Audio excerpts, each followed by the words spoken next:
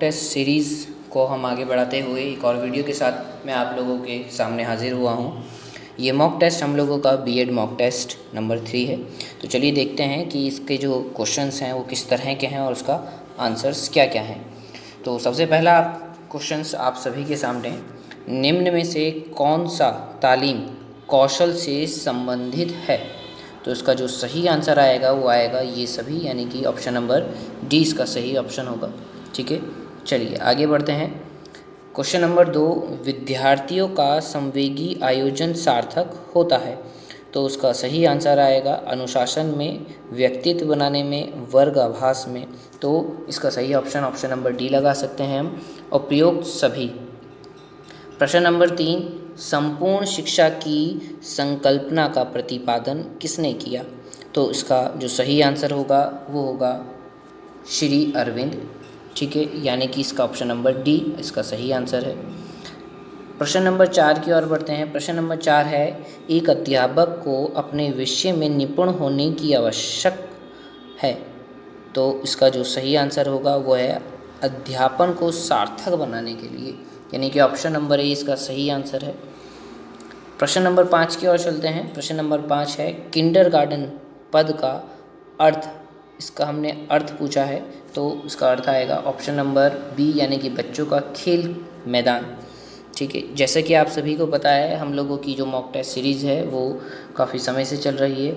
अगर आप लोगों को अभी भी हम लोगों की मॉक टेस्ट सीरीज़ में शामिल होना है तो आप हमारे व्हाट्सएप नंबर पर रब्ता कर सकते हैं। और अभी मॉक टेस्ट सीरीज़ आपकी एग्ज़ाम तक ये चलती रहेगी, तो बिना किसी देरी के साथ आप जल्द से जल्द हम लोगों से कांटेक्ट कीजिए ताकि आपको इसी तरह के मॉक टेस्ट पेपर में भाग लेने का मौका मिलता रहे। तो चलिए प्रश्न नंबर 6 की ओर बढ़ते हैं। प्रश्न नंबर 6, मूल्यांकन का सर्वाधिक अर्थपूर्ण रहा है। तो उसका सही आंसर आएगा निरंतर और विस्तृत मूल्यांकन। ठीक है, ऑप्शन नंबर बी इसका सही ऑप्शन होगा। प्रश्न नंबर 7 की ओर बढ़ते हैं। प्रश्न नंबर 7 है, एक अच्छा वार्तालाप संचारण में जरूरी है। तो इसका सही ऑप्शन आएगा विचारों की स्पष्टता।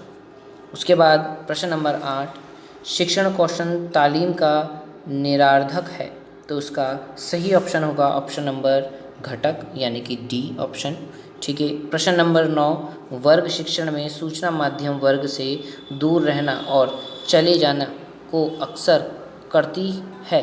तो इसका सही ऑप्शन आएगा ऑप्शन नंबर सहमत है, यानी कि ऑप्शन नंबर बी इसका सही उत्तर होगा। आगे बढ़ते हैं प्रश्न नंबर 10 की ओर। स्कूल संकुलन की परिकल्पना प्रथम स्थापित हुई। तो इसका सही ऑप्शन आएगा राजस्थान में।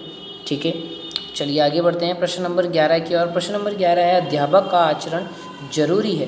तो इसका सही आंसर आएगा आदर्श। आदर्श होना चाहिए एक टीचर को। ठीक है, चलिए प्रश्न नंबर 12, यशपाल कमेटी रिपोर्ट का नाम क्या है? वो नाम पूछ रहा है प्रश्न नंबर 12 में। तो इसका है बिना बोझ के शिक्षण, यानी कि ऑप्शन नंबर बी इसका सही आंसर है। ठीक है, अब आता है प्रश्न नंबर 13, निम्न में से कौन सा तत्व धम्म में वर्णित नहीं था? तो उसका सही आंसर आएगा संघ के प्रति आस्था, यानी कि ऑप्शन नंबर बी इसका सही आंसर होगा। प्रश्न नंबर 14, निम्न में से कौन सा तालीम शिक्षण का स्तर नहीं है? तो उसका सही आंसर होगा आपका असमानता स्तर, यानी कि ऑप्शन नंबर बी। प्रश्न नंबर 15, जूमिंग किस कृषि का एक प्रकार है? तो उसका सही आंसर आएगा ऑप्शन नंबर स्थानांतरण कृषि, यानी कि ऑप्शन नंबर ए। ठीक है, प्रश्न नंबर 16 पे चलते हैं। Which letter is 8th letter of right of the letter which is 12th from the left? तो उसका सही आंसर आएगा टी। ठीक है, हम लोगों ने इसको क्लास में, जब हमारी रीजनिंग की क्लास चली थी उसमें भी हम लोगों ने काफ़ी अच्छे से इन सारी चीज़ों को एक्सप्लेन करा था। ठीक है, तो अगर आप लोगों को कोई भी कन्फ्यूज़न है तो आप हम लोगों के बैच से, बीएड के जो बैच हैं उनसे भी जुड़ सकते हैं। ठीक है, चलिए प्रश्न नंबर 17 की तरफ चलते हैं। प्रश्न नंबर 17 है, which letter is 8th letter to the right of letter which is 10th of the left of the last but 1 letter from the right? तो इसका सही आंसर जो आएगा ऑप्शन नंबर डब्ल्यू है, यानी कि सी इसका सही आंसर होगा। ठीक है, चलिए आगे बढ़ते हैं प्रश्न नंबर 18 की, और 18वां प्रश्न है which is the one that does not belong to that group. ठीक है, तो इसका जो सही आंसर होगा वो होगा कलर।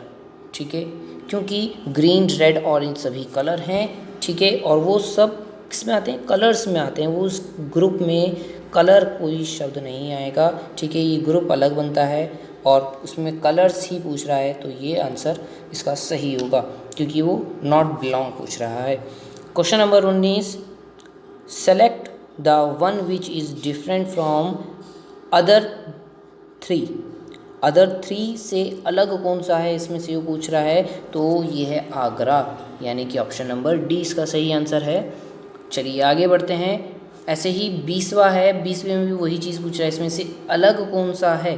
ठीक है, तो इसमें से जो सही आंसर होगा वो होगा ऑप्शन नंबर बी, यानी कि फरवरी।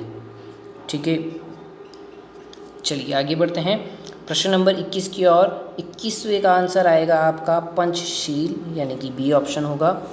उसके बाद ऐसे ही 22वें का आएगा आपका आंसर स्काई। ठीक है, उसके बाद प्रश्न नंबर 23 की तरफ बढ़ते हैं। 23 है medicine is related to patent in the same way education is related to, तो इसका सही ऑप्शन होगा स्टूडेंट। ठीक है, ऑप्शन नंबर सी।